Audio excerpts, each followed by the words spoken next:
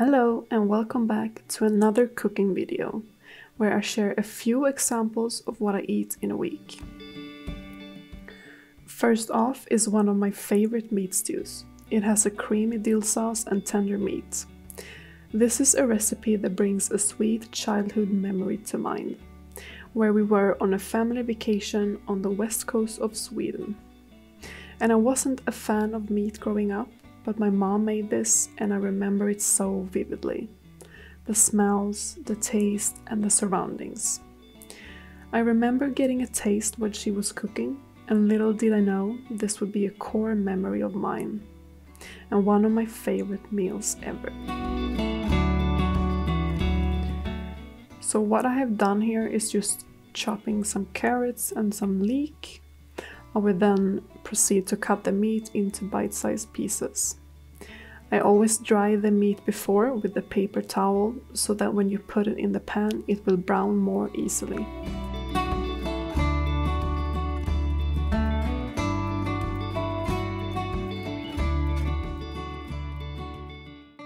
I also just wanted to say that maybe it's strange to some of you that I wear a robe in my cooking videos. But this is my comfiest self, in my own home, cooking a wholesome meal. But maybe next time I'll put on some decent clothes. We'll see. So anyways, here I am just seasoning the meat and putting it in the pan to brown. And once it's brown on one side, I just flip it over until it's completely browned all over the surface.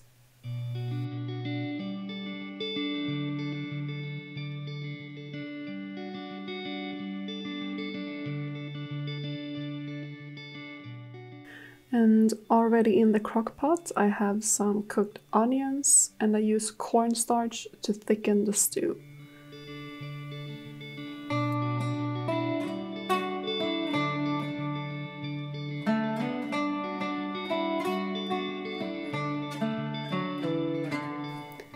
Once mixed, I add the rest of the ingredients, the meat with all the juices, the carrots and the leek.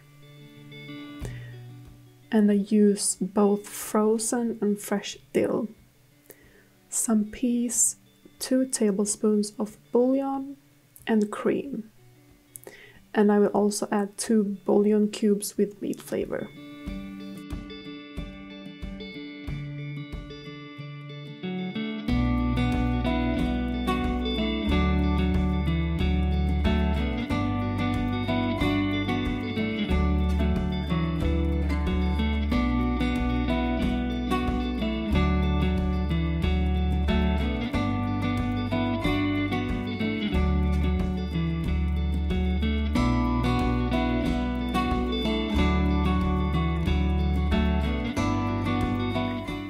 Didn't get this in the video while I was recording, but I also added 2 tablespoons of vinegar.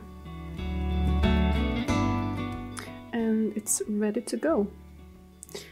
I put the crock pot on the meat/stew setting and it's about 25 minutes.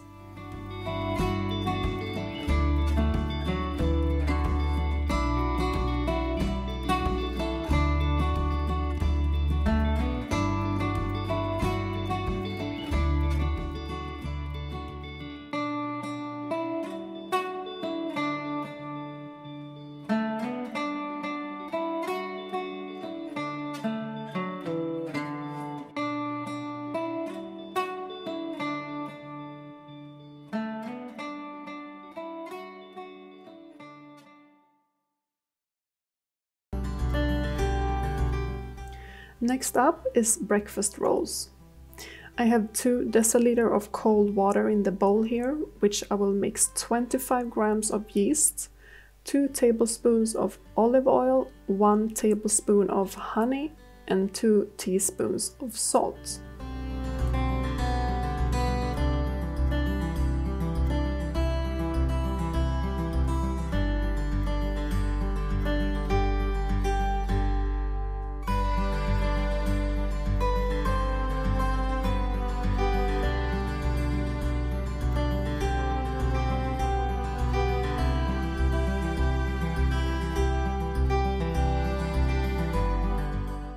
I will then weigh up 600 grams of flour and add it slowly to the mixture.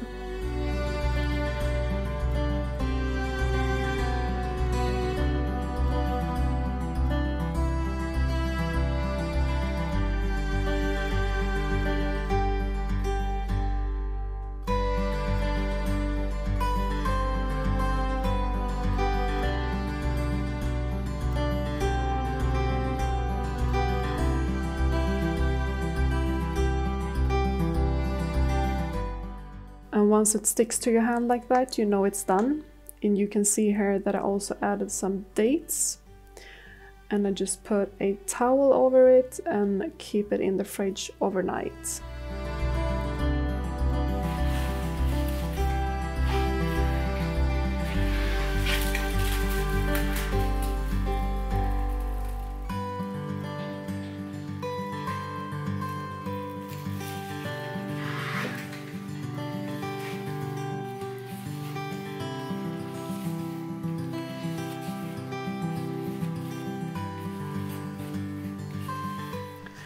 I am dividing the dough into 14 to 15 pieces, and then I roll them out slightly with my hands to then create a knot.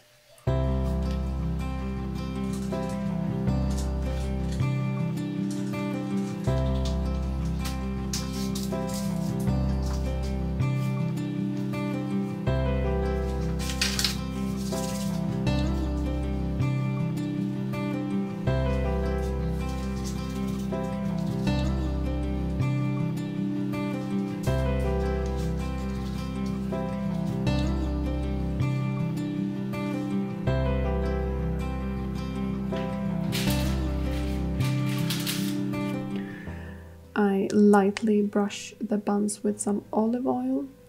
This is just to get a crispy surface, but also for your seeds to stick onto the bun. And you can use whichever seeds you like, but I chose flax seeds.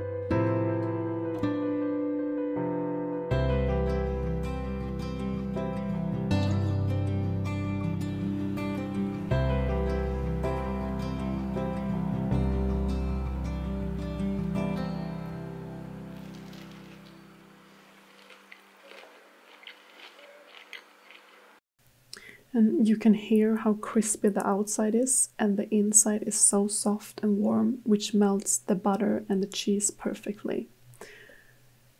I also love the subtle sweetness of honey and dates. This has easily become one of my favorites lately, which is the Japanese onigiri.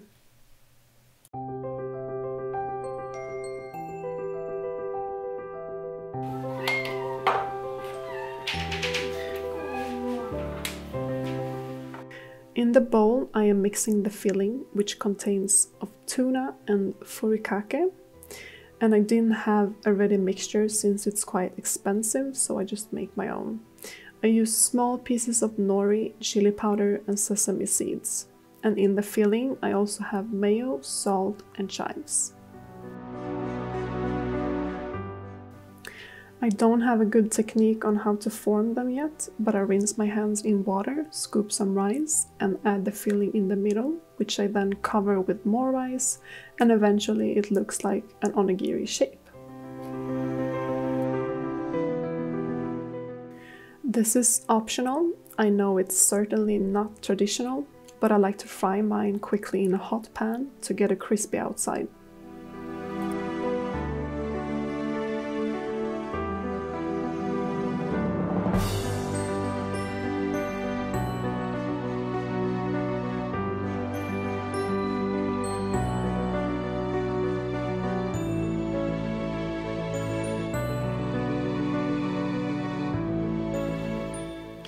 I dip my finger in soy sauce to wrap the nori.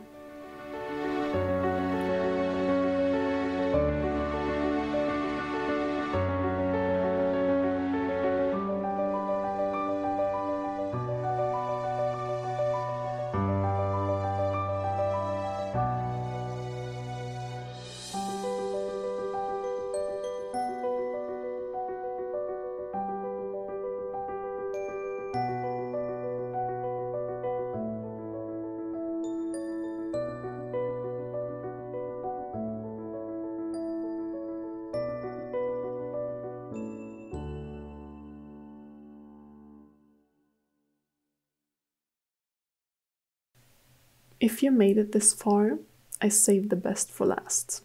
I hope you enjoyed it. Thank you so much for watching. Hopefully the next video will show more of the house progress.